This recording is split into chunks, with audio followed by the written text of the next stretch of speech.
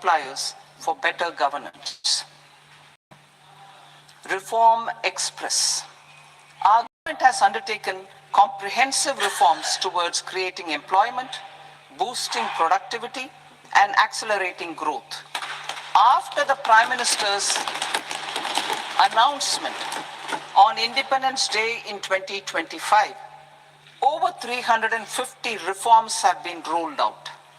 This includes GST simplification, notification of labor codes, and rationalization of mandatory quality control orders. High-level committees have been formed, and in parallel, the central government is working with the state governments on deregulation and reducing compliance requirements. The Reform Express is well on its way and will maintain its momentum to help us fulfill our kartavya. I now move to specific proposals. Under our first kartavya, to accelerate and sustain economic growth, I propose interventions in 6 areas. 1. Scaling up manufacturing in 7 strategic and frontier sectors. 2. Rejuvenating legacy industrial sectors. 3. Creating champion MSMEs. 4. Delivering a powerful push for infrastructure. 5. Ensuring long-term security and stability. And 6. Developing city economic regions. Scaling up of manufacturing in 7 strategic and frontier sectors. Biopharma Shakti, meaning biopharma strategy for health advancement through knowledge, technology, and innovation. India's disease burden is observed to be shifting towards non-communicable diseases like diabetes, cancer, and autoimmune disorders. Biologic medicines are key to longevity and quality of life at affordable costs. To develop India as a global biopharma manufacturing hub,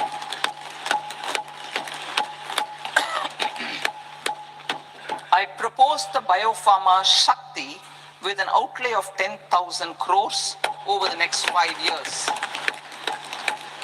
This will build the ecosystem for domestic production of biologics and biosimilars. The strategy will include a biopharma-focused network with 3 new national institutes of pharmaceutical education and research, popularly known as NIPERs, and upgrading 7 existing ones.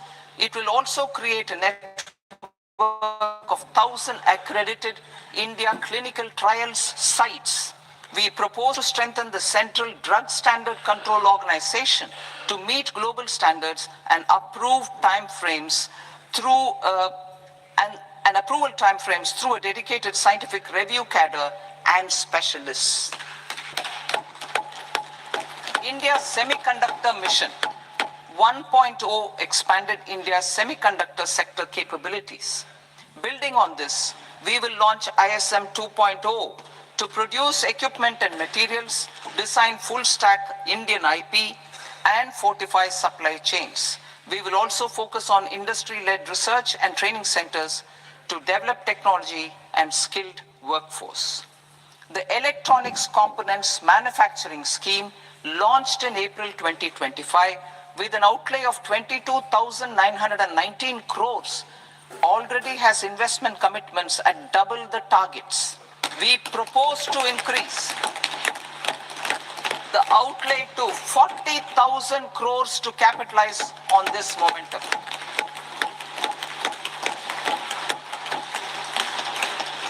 A scheme for rare earth permanent magnets was launched in 2025 November. We now propose to support the mineral-rich states of Odisha, Kerala, Andhra Pradesh, and Tamil Nadu to establish dedicated rare earth corridors to promote mining, processing, research, and manufacturing. To enhance domestic chemical production and reduction import dependency and reduce import dependency, we will launch a scheme to support states in establishing 3 dedicated chemical parks through challenge route on a cluster-based plug-and-play model. Strong capital goods.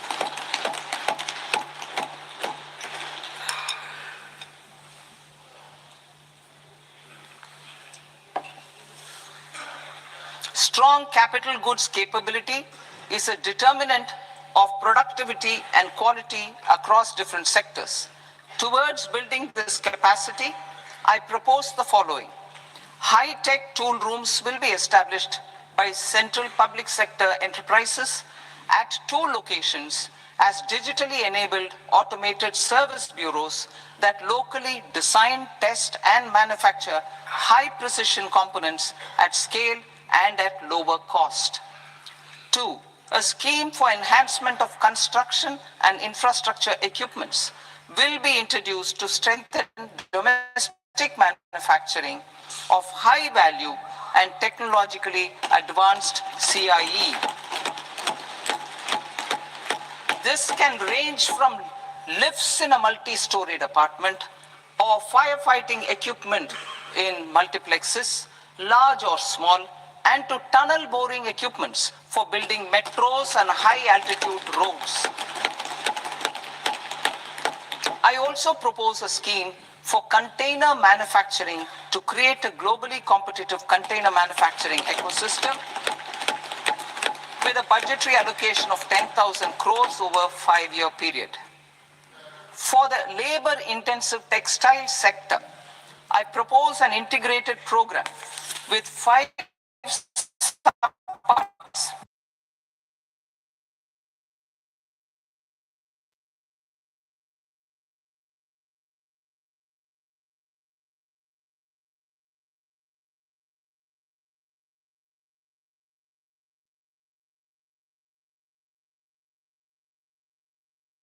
निर्भरता हेतु राष्ट्रीय fibre योजना, machinery प्रौद्योगिकी union और सामान्य प्रशिक्षण एवं प्रमाणन केंद्रों के लिए पूंजीगत सहायता के साथ पारंपरिक क्लस्टरों के आधुनिकीकरण के लिए वस्त्र विस्तार एवं रोजगार योजना। 3. मौजूदा योजनाओं को एकीकृत एवं सुदृढ़ करने और बुनकरों एवं कारीगरों के लिए लक्षित सहायता सुनिश्चित करने के लिए राष्ट्रीय हथकरघा एवं हस्तशिल्प कार्यक्रम। वैश्विक रूप से प्रतिस्पर्धी और धारणीय वस्त्र परिधानों को बढ़ावा देने के लिए टैक्स इको पहल। उद्योग जगत और शैक्षणिक संस्थानों के सहयोग से वस्त्र कौशल परिवेश के आधुनिकीकरण और उन्नयन के लिए समर्थ 2.0।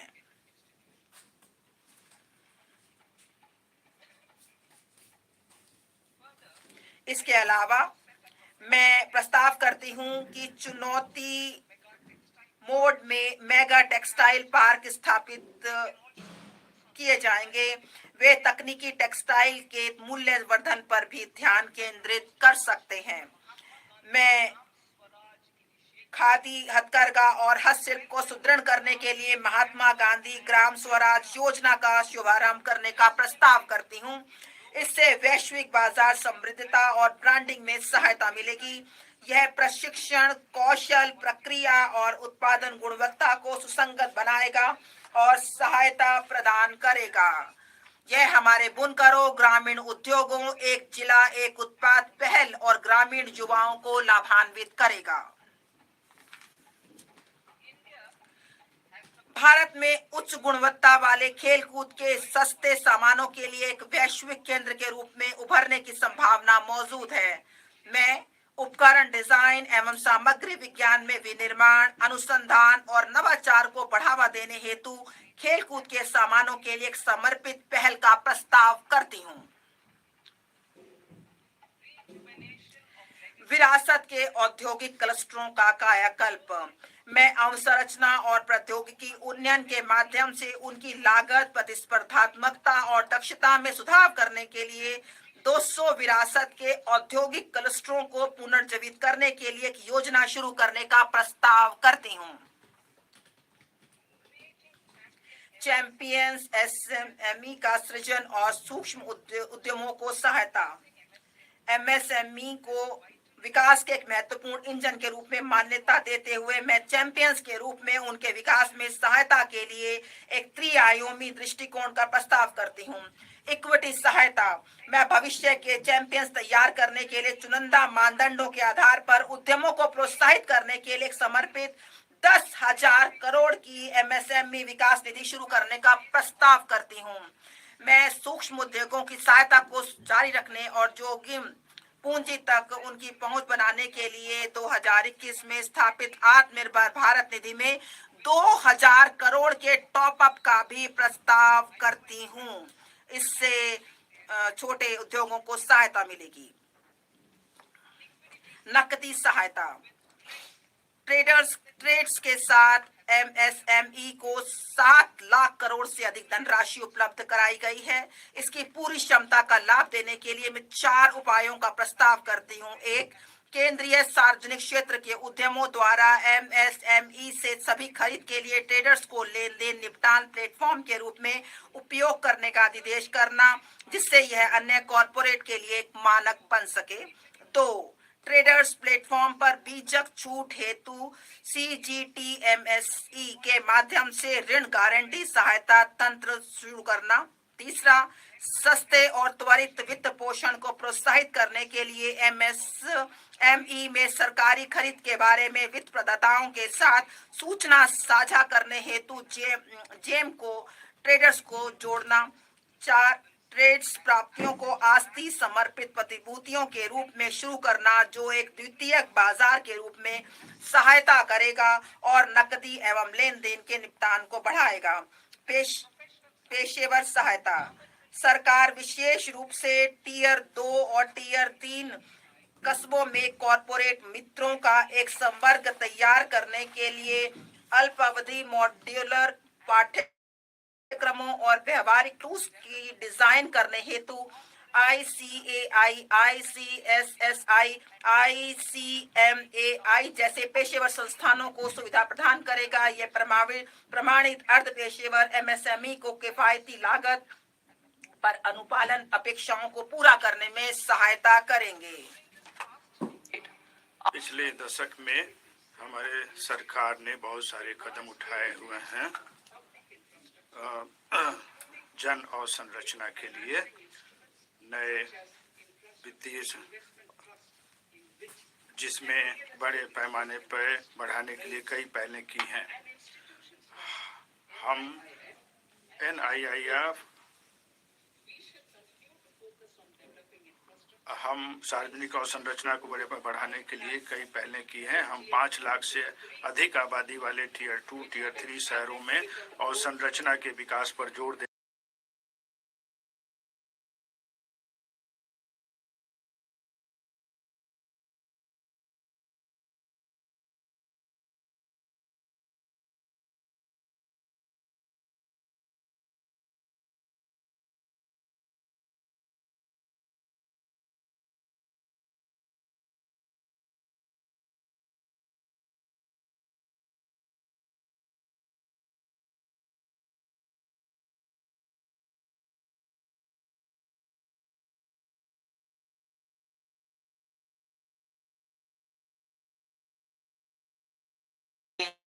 to lenders. Over the years, rights have emerged as a successful instrument for asset monetization. I propose to accelerate recycling of significant real estate assets of the CPSEs through the setting up of dedicated rights. To promote environmentally sustainable movement of cargo, I propose to 1. Establish new dedicated freight corridors connecting Dankuni in the east to Surat in the west. Operationalize 20 new national waterways over the next 5 years. Starting with National Waterways 5 in Orissa to connect mineral-rich areas of Talcher and Angul, and industrial centers like Kalinga Nagar to the ports of Paradip and Dhamra. Training institutes will be set up as regional centers of excellence for development of required manpower for these waterways. This will benefit youth in the entire stretch of the waterways to train and acquire skills. Further, a ship repair ecosystem catering to inland waterways will also be set up at Varanasi and Patna. And C, launch a coastal cargo promotion scheme for incentivizing a modal shift from rail to road to increase the share of inland waterways and coastal shipping from 6% to 12% by 2047. To enhance last mile and remote connectivity and promote tourism, I propose to give incentives to indigenize manufacturing of seaplanes. A seaplane VGF scheme will be also introduced to provide support for operations. Carbon capture, utilization and storage. Aligning with the roadmap launched in December 2025, the carbon capture,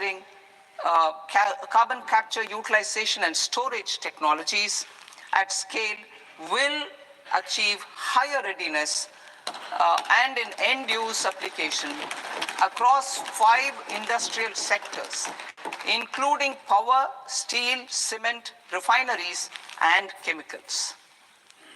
An outlay of 20,000 crore is proposed over the next 5 years for this purpose. City economic regions. Cities are India's engines of growth, innovation, and opportunities.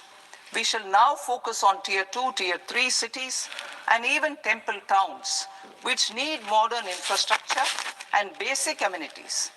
This budget aims to further amplify the potential of cities to deliver the economic power of agglomerations by mapping city economic regions based on their specific growth drivers. An allocation of 5,000 crore per CER over 5 years is proposed for implementing their plans through a challenge mode with a reform cum result-based financing mechanism. In order to promote environmentally sustainable passenger systems, we will develop 7 high-speed rail corridors between cities as growth connectors, namely Mumbai to Pune, Pune to Hyderabad, Hyderabad to Bengaluru, Hyderabad to Chennai, Chennai to Bengaluru, Delhi to Varanasi, Varanasi to Siliguri.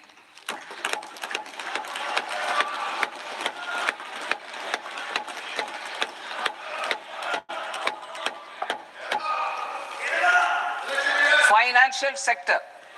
The Indian banking sector today is characterized by strong balance sheet, historic highs in profitability, improved asset quality, and coverage exceeding 98% of villages in the country. At this juncture, we are well placed to futuristically evaluate the measures needed to continue on the path of reform-led growth of this sector. I propose setting up a high-level committee on banking for Vikasit Bharat.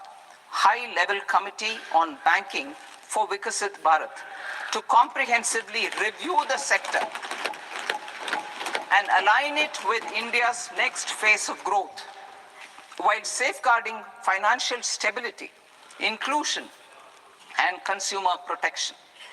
The vision for NBFCs for Vikasit Bharat has been outlined with clear targets for credit disbursement and technology adoption in order to achieve scale and improve efficiency in the public sector NBFCs. As a first step, it is proposed to restructure the Power Finance Corporation and Rural Electrification Corporation. I propose a comprehensive review of the foreign exchange management non-debt instruments rules to create a more contemporary, user-friendly framework for foreign investments, consistent with India's evolving economic priorities. Corporate bond market. I propose to introduce a market-making framework with suitable access to funds and derivatives on corporate bond indices. I also propose to introduce total return swaps on corporate bonds. Municipal bonds. To encourage the issuance of municipal bonds of higher value by larger cities, I propose an incentive of 100 crore rupees for a single bond issuance. 100 crore rupees for a single bond issuance of more than 1,000 crore. The current scheme under Amrit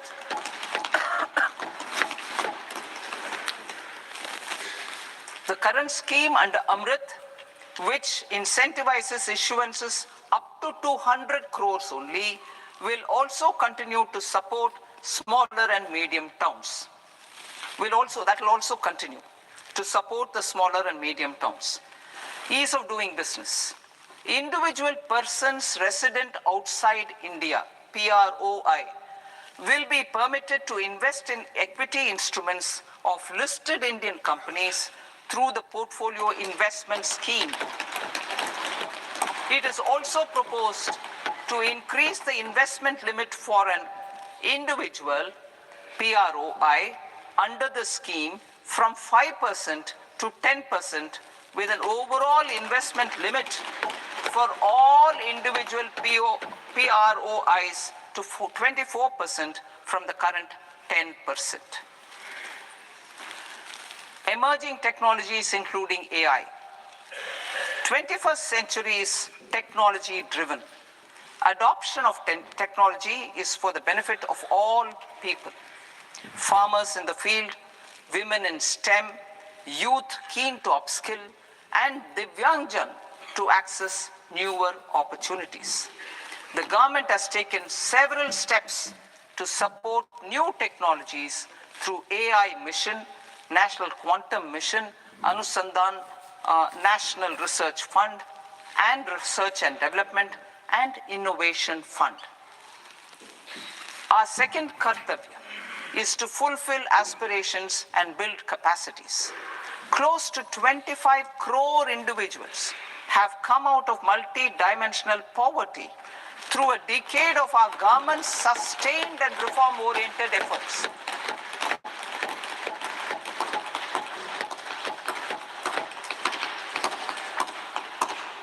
Our government has therefore decided to place a renewed emphasis on the service sector to provide a pathway to fulfilling aspirations of a youthful India with the following measures. I propose to set up a high-powered education to employment and enterprises standing committee to recommend measures that focus on services sector as a core driver of Vikasit Bharat. This will make us a global leader in services with a 10% global share by 2047. The committee will prioritize areas to optimize the potential for growth, employment, and exports. They will also assess the impact of emerging technologies, including AI, on jobs and skill requirements and propose measures thereof. To create a range of skilled career pathways, a new range of skilled career pathways for our youth, I propose interventions in the following sectors. Health. Existing institutions for allied health professionals will be upgraded and new AHP institutions established in private and government sectors. This will cover 10 selected disciplines, including optometry, radiology, anesthesia, OT technology, applied psychology, and behavioral health, and add 1 lakh AHPs over the next 5 years. A strong care system covering geriatric and allied care services will be built. A variety of NSQF-aligned programs will be developed to train multi-skilled caregivers, combining core care and allied skills such as wellness, yoga, and operation of medical assistive devices. In the coming year, 1.5 lakh caregivers will be trained.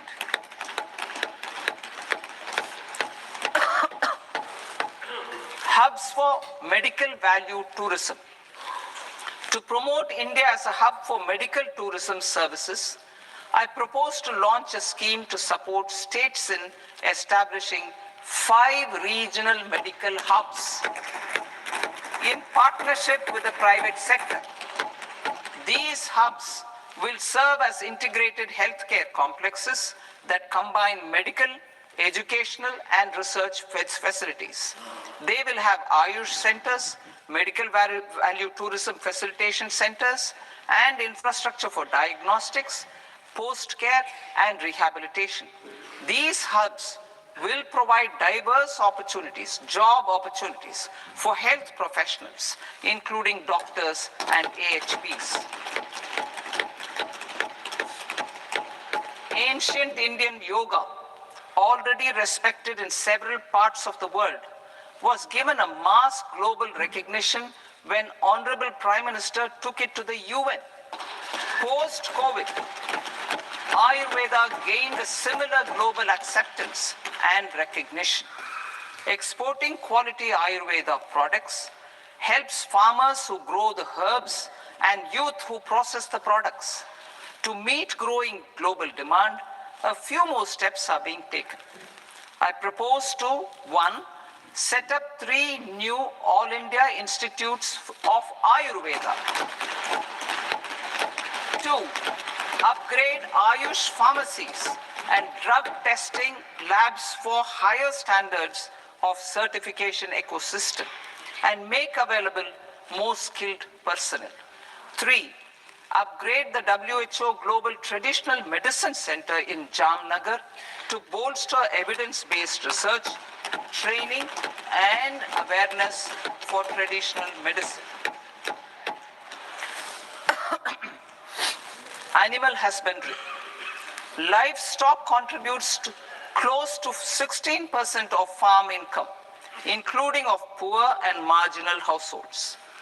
To scale up availability of veterinary professionals by more than 20,000, I propose to roll out a loan-linked capital subsidy support scheme for establishment of veterinary and para-veterinary colleges, veterinary hospitals, diagnostic laboratories, and breeding facilities in private sector. Collaboration between Indian and foreign institutions will also be facilitated. Orange economy. India's animation, visual effects, gaming, and comics sector, AVGC sector, is a growing industry projected to require 2 million professionals by 2030. I propose to support the Indian Institute of Creative Technologies, Mumbai, in setting up AVGC content creator labs in 15,000 secondary schools all over the country and 500 colleges. The Indian design industry is expanding rapidly, and yet there is a shortage of Indian designers. I propose to establish, through Challenge Route, a new National Institute of Design to boost design education and development in the eastern region of India. Education. Our government will support states through Challenge Route in creating 5 university townships in the vicinity of major industrial and logistics corridors. These planned academic zones will host multiple universities, colleges, and research institutions, skill centers, and residential complexes. In higher education, STEM institutions Prolonged hours of study and laboratory work pose some challenges for girl students. Through VGF, Viability Gap Funding and capital support, one girls' hostel will be established in every district.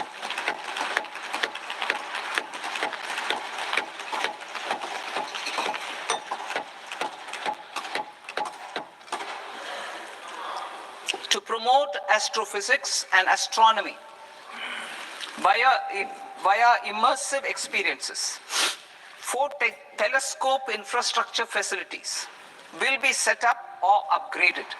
The National Large Solar Telescope, the National Large Optical Infrared Telescope, the Himalayan Chandra Telescope, and the Cosmos 2 Planetarium. Tourism.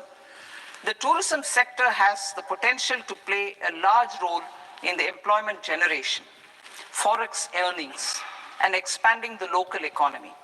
I propose to set up a National Institute of Hospitality by upgrading the existing National Council for Hotel Management and Catering Technology.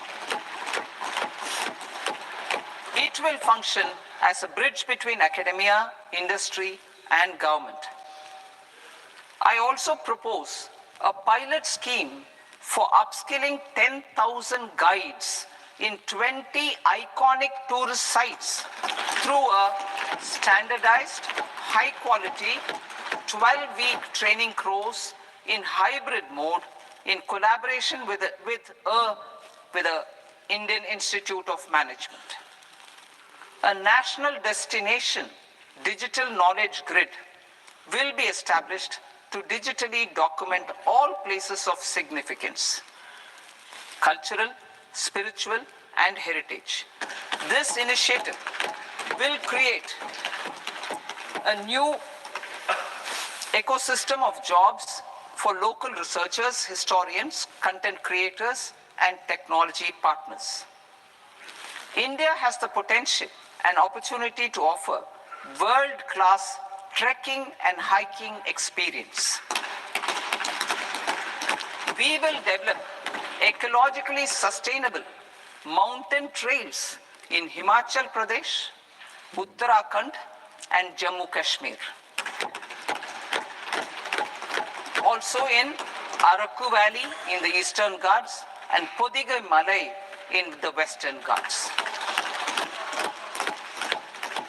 Turtle trails along key nesting sites in the coastal areas of Odisha, Karnataka, and Kerala. And 3 bird watching trails along the Pulikat Lake in Andhra Pradesh, Tamil Nadu. It's on the border. Under the visionary leadership of Honorable Prime Minister, we established the International Big Cat Alliance in 2024.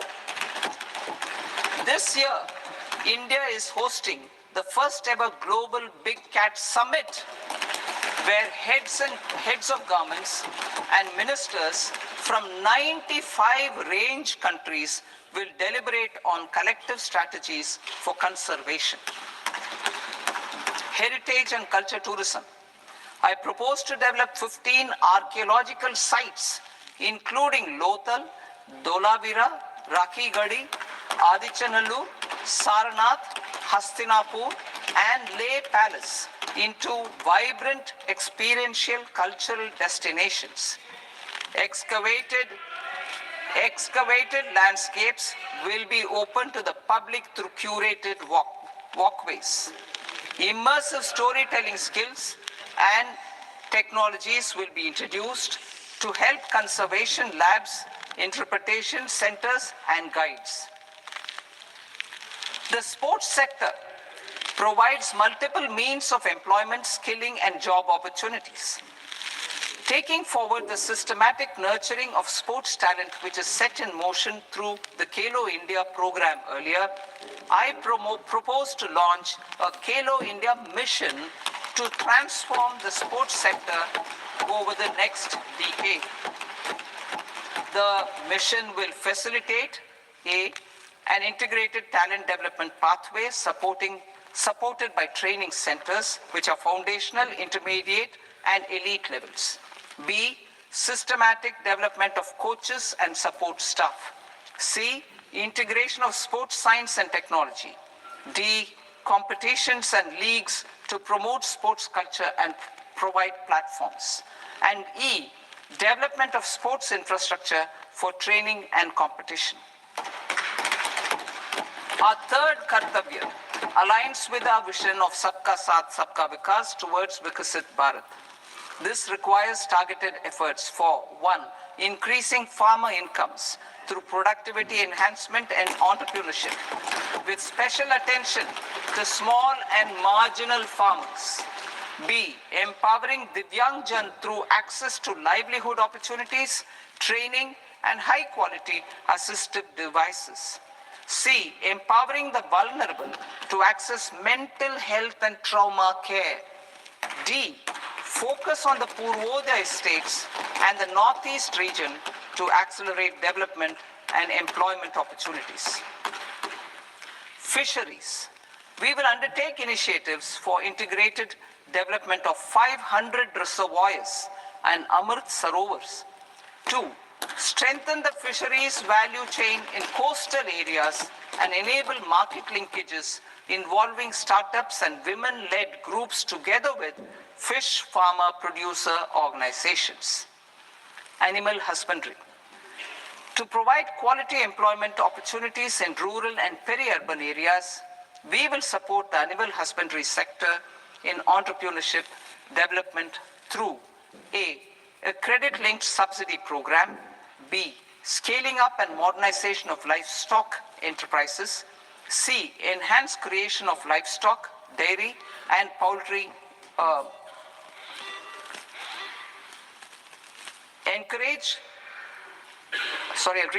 enhanced creation of livestock, dairy, and poultry-focused integrated value chains, and D, encourage creation of livestock farmer-producer organizations. High-value agriculture. To diversify farm outputs, increase productivity, enhance farmers' incomes, and create new employment opportunities, we will support high-value crops such as coconut, sandalwood, cocoa, cashew in the coastal areas, agar trees in northeast, and nuts such as almonds, walnuts, and pine nuts in our hilly regions. These, all of them, will be supported. India is the world's largest producer of coconuts. About 30 million people, including nearly 10 million farmers, depend on coconuts for their livelihood. To further enhance competitiveness in coconut production, I propose a coconut promotion scheme to increase production and enhance productivity through various interventions, including replacing and non-productive trees with new saplings or plants or varieties in major coconut growing states.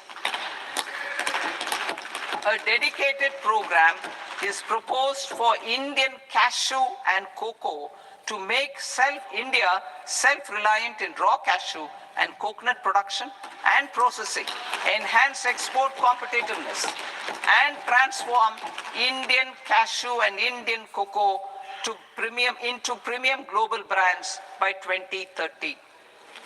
Sandalwood. Sandalwood is closely linked to India's social and cultural heritage. Our government will partner with state governments to promote focused cultivation and post-harvest processing to restore the glory of the Indian sandalwood ecosystem, to rejuvenate old, low-yielding orchards, and expand high-density cultivation of walnuts, almonds, and pine nuts. We will support a dedicated program to enhance farmer incomes and in bringing value addition by engaging youth. Bharat Vistar, that is virtually integrated system to access agricultural resources. I propose to launch Bharat Vistar, a multilingual AI tool that shall integrate the AgriStack portals and the ICAR package on agricultural practices with AI systems. This will enhance farm productivity, enable better decisions for farmers, and reduce risk by providing customized advisory support. She Marts for rural women-led enterprises. Building on the success of Lakpati Didi program, I propose to help women take the next step from credit-linked livelihoods to being owners of enterprises. Self-help entrepreneur, She Marts will be set up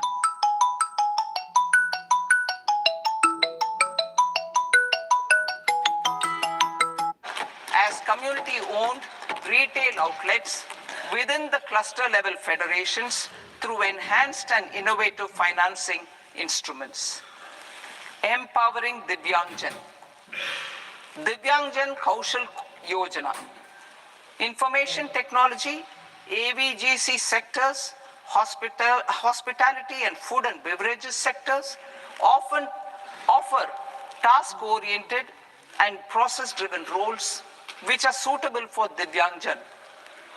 We will ensure dignified livelihood opportunities through industry-relevant and customized training specific to each Divyangjan group. Divyang Sahara Yojana. Timely access to high-quality assistive devices for all eligible Divyangjan is a fundamental need. I propose to 1. Support the Artificial Limbs Manufacturing Corporation of India, ALIMCO, to set up and to scale up production of assistive devices, invest in R&D and AI integration, strengthen PM Divyasha Kendras, and support setting up of assistive technology marts as modern retail style centers where Divyangjan and senior citizens can see, try and purchase assistive products. Reaffirming our commitment to mental health and trauma care. There are no national institutes for mental health care in North India. We will therefore set up a NIMHANS 2 and also upgrade national mental health institutes in Ranchi and in Tezpur as regional apex institutions. Emergencies expose families, particularly the poor and vulnerable, to unexpected expenditure.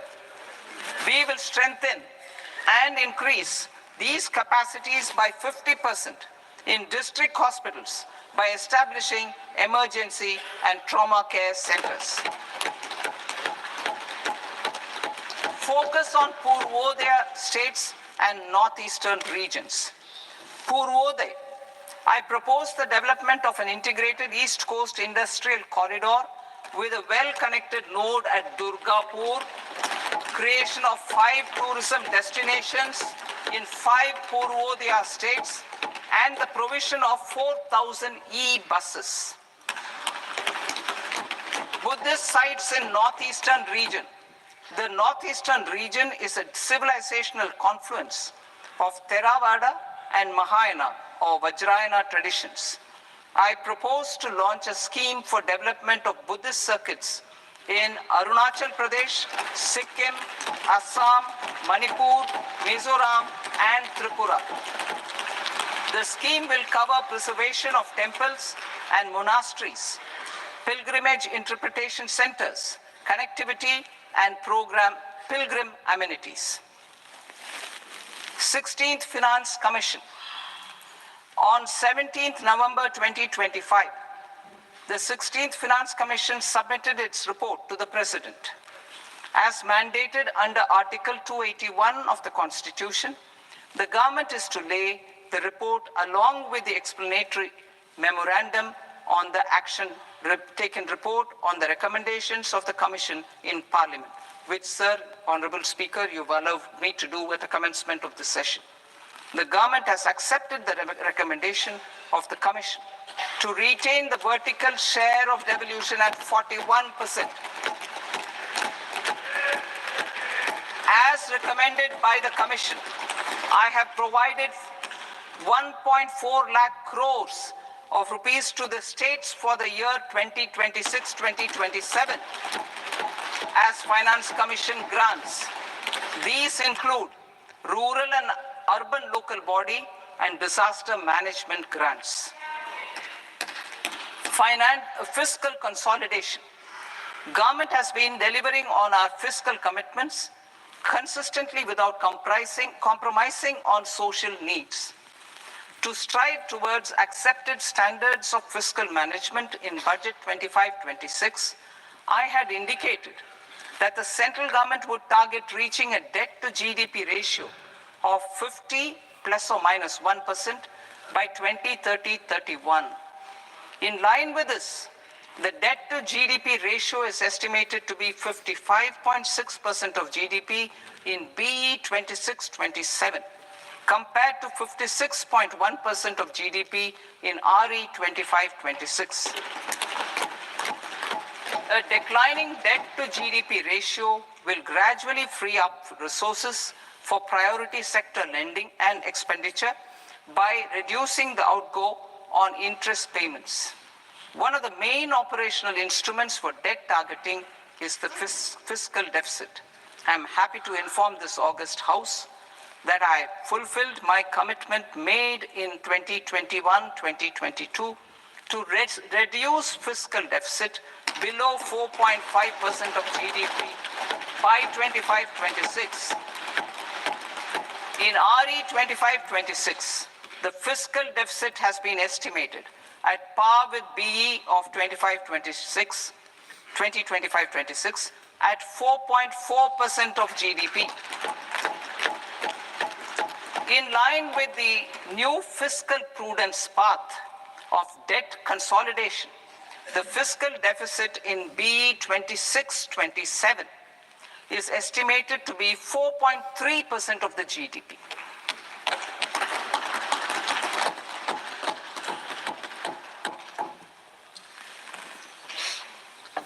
The revised estimates of the non-debt receipts are 34 lakh crore rupees, of which the centre's net tax receipts are 26.7 lakh crore. The revised estimate of the total expenditure is 49.6 lakh crore rupees, of which the capital expenditure is about 11 lakh crores. Budget estimates 2026 to 2027. Coming to 26-27, the non-debt receipts and the total expenditure are estimated as 36.5 lakh crore and 53.5 lakh crore respectively. The centre's net tax receipts are estimated at 28.7 lakh crore rupees. To finance the fiscal deficit, the net market borrowings from dated securities are estimated at 11.7 lakh crore rupees. The balance financing is expected to come from small savings and other sources. The gross market borrowings are estimated at 17.2 lakh crore rupees. I'll now move to Part B. Part B, direct taxes.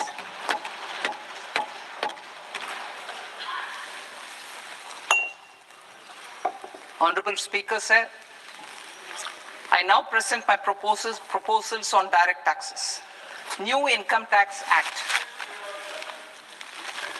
In July 2024, I announced a comprehensive review of the Income Tax Act 1961. This was completed in a record time, and the Income Tax Act 2025 will come into effect from 1st April 2026. The simplified income tax rules and forms will be notified shortly, giving adequate time to taxpayers to acquaint themselves with its requirements. The forms have been redesigned such that ordinary citizens can comply without difficulty. Ease of living. I propose that any interest awarded by the Motor Accident Claims Tribunal to a natural person will be exempt from income tax, and any TDS on this account will be done away with. I propose to reduce TCS rate on the sale of overseas tour program package from the current 5% and 20% to 2% without any stipulation of amount. I propose to reduce TCS rate for pursuing education and for medical purposes under the Liberalized Remittance Scheme, popularly known as LRS, from 5% to 2%. Supply of manpower services is proposed to be specifically brought within the ambit of payment to contractors for the purpose of TDS to avoid ambiguity. Thus, TDS on these services will be at the rate of either 1% or 2% only. I propose a scheme for small taxpayers wherein a rule-based automated process will enable obtaining a lower or nil deduction certificate instead of filing an application with the assessing officer. For the ease of taxpayer holding securities in multiple companies, I propose to enable depositories to accept Form 15G or Form 15H from the investor and provide it directly to various relevant companies. I propose to extend time available for revising returns from 31st December to up to 31st March with the payment of a nominal fee. I also propose to stagger the timeline for filing of tax returns. Individuals with ITR 1 and ITR 2 returns will continue to file till 31st July, and non-audit business cases or trusts are proposed to be allowed time till 31st August.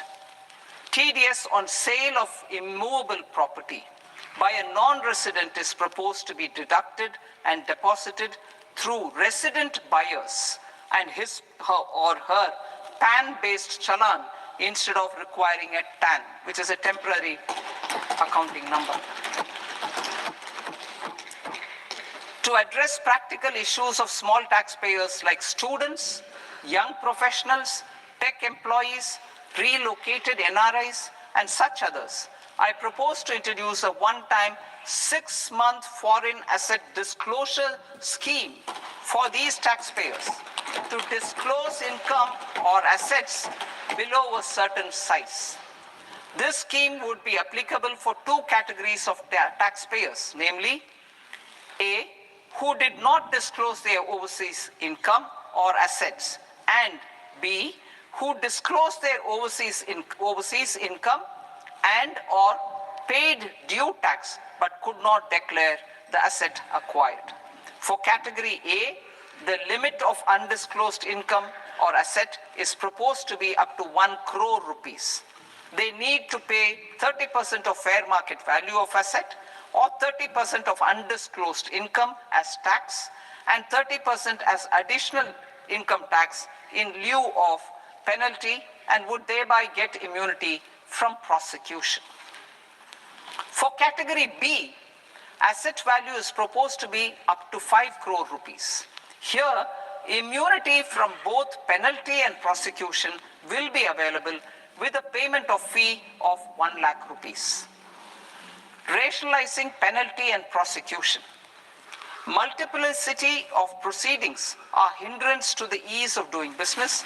I propose to integrate assessment and penalty proceedings by way of a common order for both.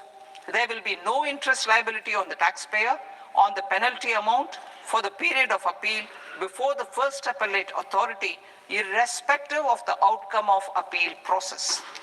Further, quantum of prepayment is being reduced from 20% to 10% and will continue to be calculated only on core tax demand. As an additional measure for reducing litigation, I propose to allow taxpayers to update their returns even after reassessment proceedings have been initiated, and an additional 10% tax rate over and above the rate applicable for the relevant year. The assessing officer will then use only this updated return in his proceedings. There is already a framework for immunity from penalty and prosecution in the cases of underreporting. I propose to apply this framework for immunity to misreporting too. However, in such a case, the taxpayer will need to pay 100% of the tax amount as an additional income tax over and above the tax and interest due. Penalties for certain technical defaults, such as failure to get accounts audited, non-furnishing of transfer pricing audit report, and default in furnishing statement for financial transactions are proposed to be converted into fee.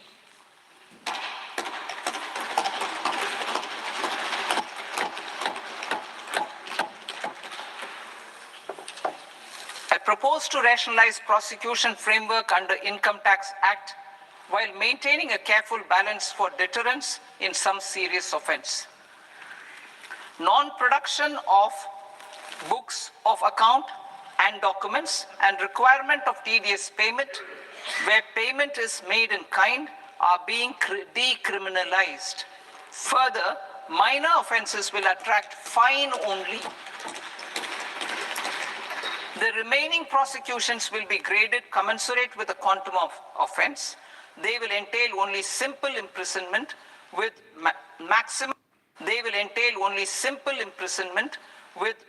maximum imprisonment reduced to 2 years and power to courts to convert even those into fines.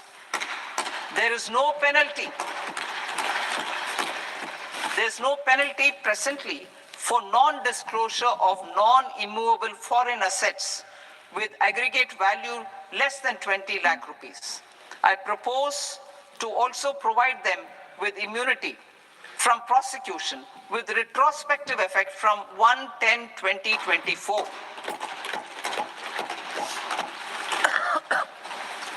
Cooperatives.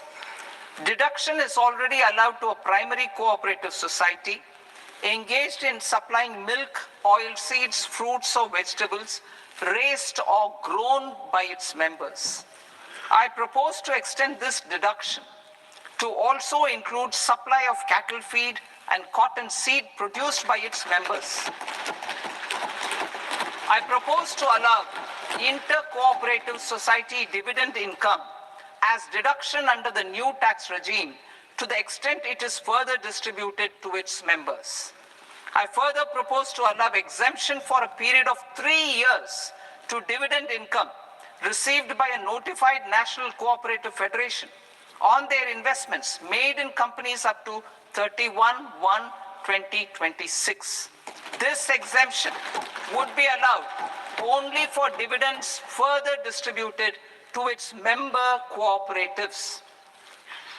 Supporting IT sector as India's growth engine. India is a global leader in software development services, IT-enabled services, knowledge process outsourcing services, and contract R&D services relating to software development. These businesses and their segments are quite interconnected with each other. All these services are proposed to be clubbed under a single category of information technology services with a common safe harbor margin of 15.5% applicable to all. The threshold for availing safe harbor for IT services is being enhanced substantially from 300 crore rupees to 2,000 crore rupees. Safe harbor for IT services shall be approved by an automated rule-driven process without any need for tax officer to examine and accept the application. Once applied by an IT services company, the same safe harbor can be continued for a period of 5 years at a stretch at its choice. For IT services companies who want to conclude advanced pricing agreement, APA, I propose to fast-track unilateral APA process for IT services and endeavor to conclude it within a period of 2 years. The period of 2 years can be extended by a further period of 6 months on taxpayers' request. I propose to extend the facility of modified returns available to the entity entering APA to its associated entities also. Attracting global business and investment. Recognizing the need to enable critical infrastructure and boost investment in data centers, I propose to provide tax holiday till 2047 to any foreign company that provides cloud services to customers globally by using data center services from India. It will, however, need to provide services to Indian customers through an Indian reseller entity. I also propose to provide a safe harbor of 15% on cost in case the company providing data center services from India is a related entity.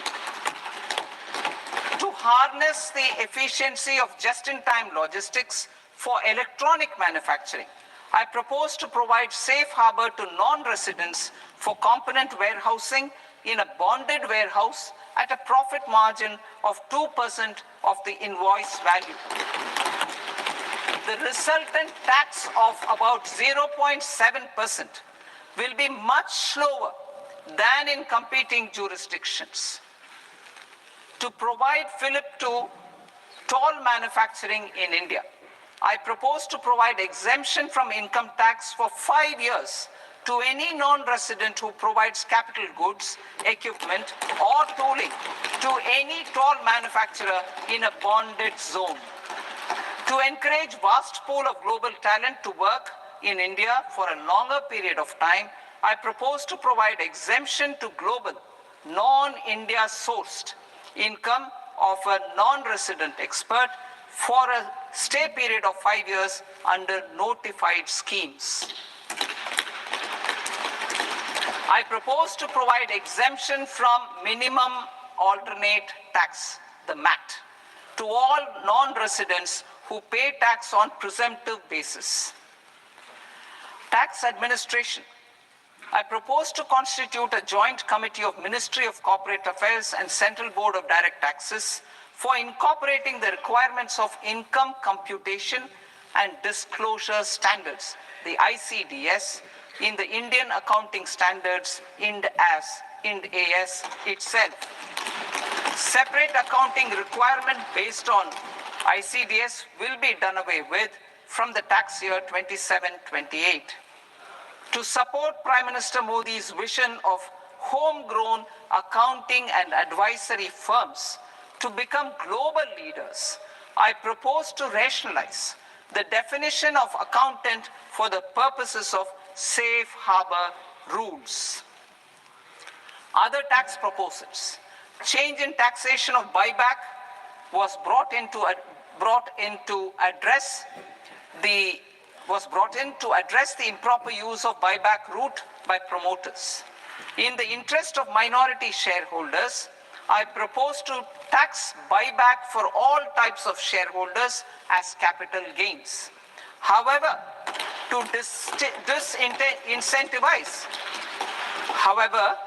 disincentivize misuse of tax arbitrage, promoters will pay an additional buyback tax. This will make effective tax 22% for corporate promoters. For non-corporate promoters, the effective tax will be 30%.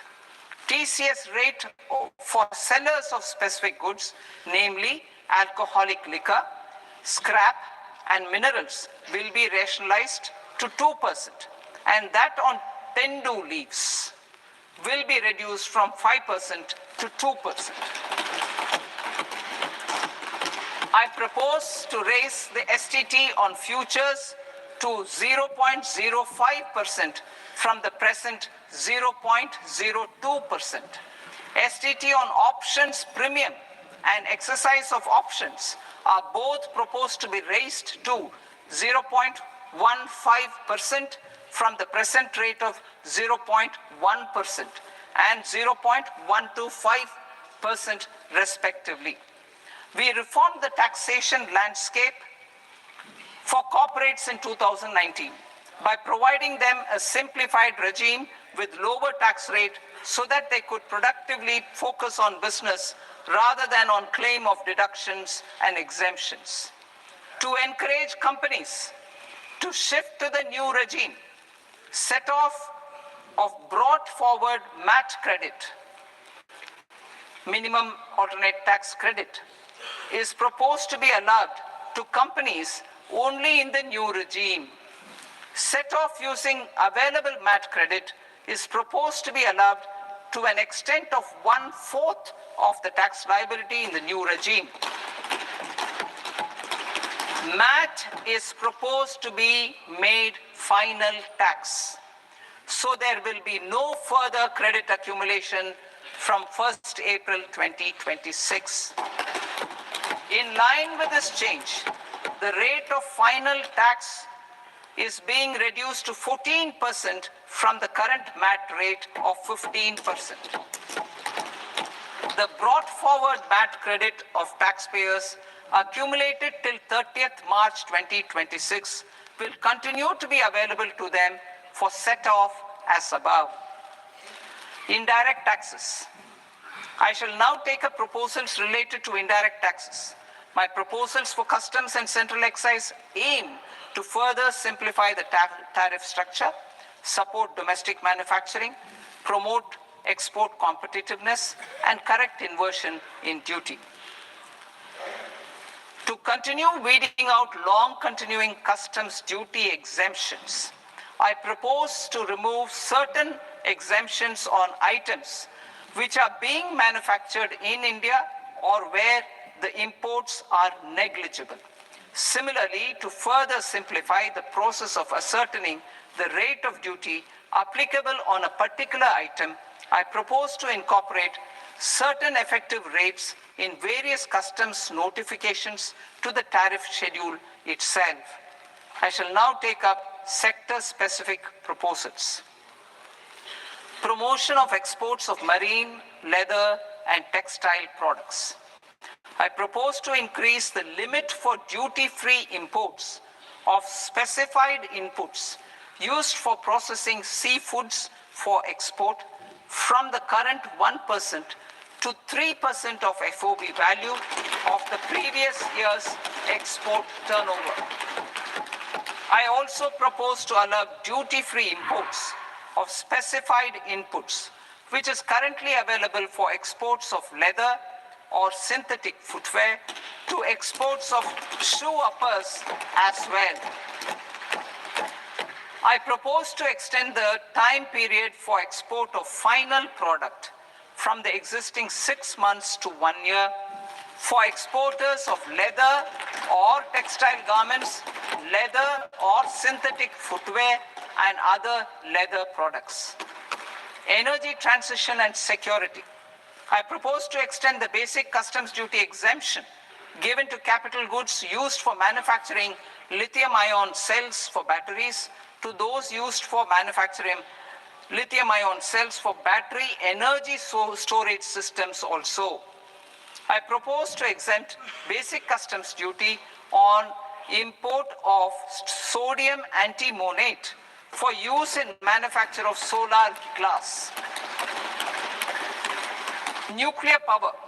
I propose to extend the existing basic customs duty exemption on imports of goods required for nuclear power projects till the year 2035 and expand it for all nuclear plants irrespective of their capacity.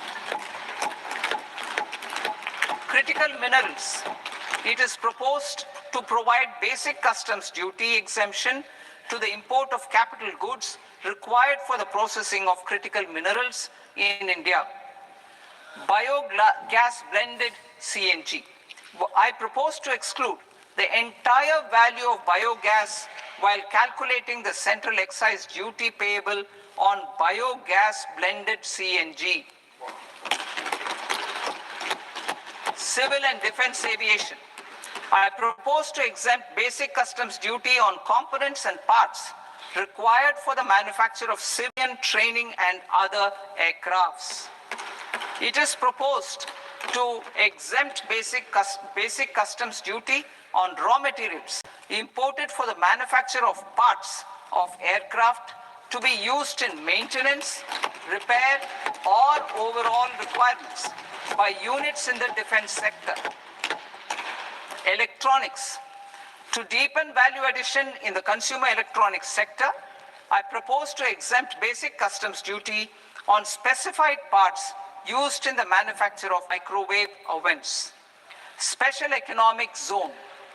To address the concerns arising about utilization of capacity by manufacturing units in the special economic zones due to global trade disruptions, I propose as a special one-time measure to facilitate sales by eligible manufacturing units in SEZs to the domestic tariff area at concessional rates of duty.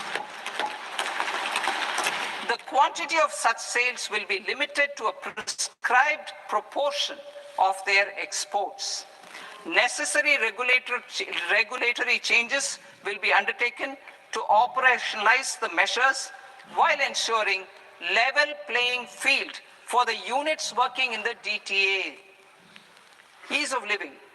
To rationalize the customs duty structure for goods imported for personal use, I propose to reduce the tariff rate on all dutiable goods imported for personal use from 20% to 10%. To provide relief to patients, particularly those suffering from cancer, I propose to exempt basic customs duty on 17 drugs or medicines. I propose also to add 7 more rare diseases for the purposes of exempting import duties on personal imports of drugs, medicines, and food for special medical purposes used in their treatment. Customs process. India's role and share in the global trade is poised for a major leap in line with our ambition and journey towards Vikasit Bharat. In this regard, I propose many measures for custom processes to have minimal intervention for smoother and faster movement of goods and greater certainty to the trade. Trust-based systems. I propose to enhance duty deferral period for Tier 2 and Tier 3 authorized economic operators, known as AEOs, from 15 days to 30 days. I propose to provide eligible manufacturer importers the same duty deferral facility. This should encourage them to get themselves accredited as a full-fledged Tier 3 AEO in due course. To provide greater certainty and for better business planning, I propose to extend validity period of advance ruling binding on customs from the present 3 years to 5 years. In the spirit of the whole of government approach,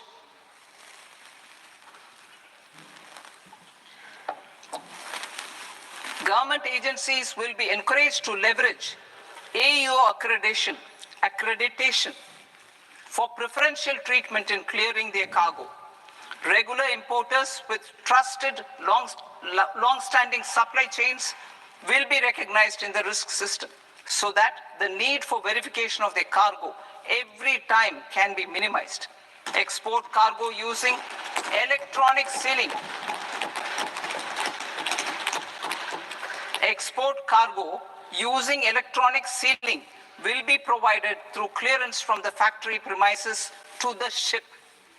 For import of goods not needing any compliance, filing of bill of entry by a trusted importer and arrival of goods will automatically notify customs for completing their clearance formalities. This will enable goods to be released immediately on arrival. The customs warehouse framework will be transformed into a warehouse operator-centric system with a self-declarations, electronic tracking, and risk-based audit. These reforms will move away from the current system of officer-dependent approvals and reduce transaction delays and compliance costs. Ease of doing business. Approvals required for cargo clearance from various government agencies will be seamlessly processed through a single and interconnected digital window by the end of the financial year. Processes involved in clearance of food, drugs, plant, and animal and wildlife products, accounting for about 70% of interdicted cargo, will be operationalized on this system by April 2026 itself. For goods not having any compliance requirement, clearance will be done by customs immediately after online registration is completed by the importer, subject to the payment of duty. Customs integrated system will be rolled out in 2 years as a single integrated and scalable platform for all customs processes. Utilization of non-intrusive scanning with advanced imaging and AI technology for risk assessment will be expanded in a phased manner with the objective to scan every container across all the major ports. New export opportunities to support Indian fishermen to fully harness the economic value of marine resources beyond our territorial waters. The following measures will be taken. A. Fish catch by an Indian fishing vessel in exclusive economic zone or on the high seas will be made free of duty. Landing of such fish on foreign port will be treated as export of goods. Safeguards will be put in place to prevent misuse during fish catch, transit, or transshipment. To support aspirations of India's small businesses, artisans, and startups to access global markets through e-commerce, I am pleased to announce complete removal of the current value cap of 10 lakh rupees per consignment on courier exports. In addition, handling of rejected and returned consignments will be improved with effective use of technology for identifying such consignments. I propose to revise provisions governing baggage clearance during international travel to address genuine concerns of passengers. The revised rules will enhance duty-free allowances in line with the present-day travel realities and provide clarity in temporary carriage of goods brought in or taken out. There are honest taxpayers who are willing to settle disputes by paying all their dues, but they get deterred due to negative connotation associated with penalty. They will now be able to close cases by paying an additional amount in lieu of penalty. Honorable Speaker, sir, with this, I commend the budget to this august House. Jai Hind.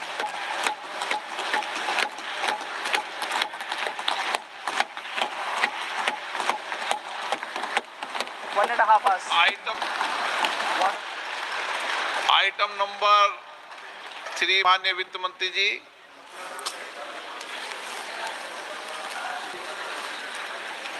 Item number 2, sir. 3. Sir, with your permission, I rise to lay on the table of the following statements under Section 3, 1 of the Fiscal Responsibility and Budget Management Act of 2003, medium-term fiscal policy cum fiscal policy strategy statement, and macroeconomic framework statement. Item number 4 माननीय वित्त मंत्री जी। Sir, with your permission, I move for leave to introduce the Finance Bill 2026. प्रश्न ये कि विधेयक को पुनर्स्थापित करने की अनुमति प्रदान की जाए। जो सदस्य इस पक्ष में हाँ गए, जो सदस्य विरोध में ना गए, मेरे विचार में निर्णय हाँ वालों के पक्ष में हाँ वालों के पक्ष अनुमति प्रदान की जाती है। माननीय मंत्री जी, अब विधेयक पुनर्स्थापित करें। Sir, I introduce the bill. माननीय सदस्य, आपको सूचित किया जाता है कि माननीय वित्त मंत्री जी के बजट भाषण की कॉपी पब्लिकेशन काउंटर पर ली जाती है। बजट भाषण और बजट से संबंधित दस्तावेज आपके मोबाइल फोन और मेंबर पोर्टल्स पर ही उपलब्ध है। सभा की कार्रवाई कल सोमवार दिनांक 2 फरवरी 2026 को प्राप्त 11 बजे तक के लिए स्थगित की जाती है।